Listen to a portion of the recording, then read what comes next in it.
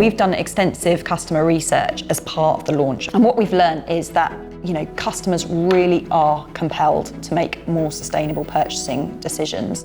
Actually, nearly 90% of buyers want to be able to make sustainable purchasing decisions, but it's hard. So we're trying to make that easier for our customers.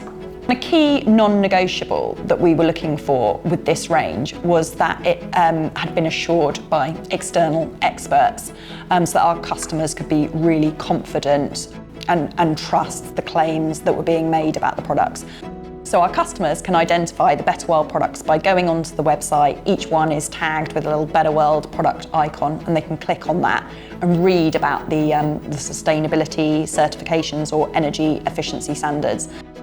So this really is just the beginning. We recognise that we're on a journey with this, and over the next year what we want to do is develop the Better World product range to recognise products that have multiple claims of improved sustainability.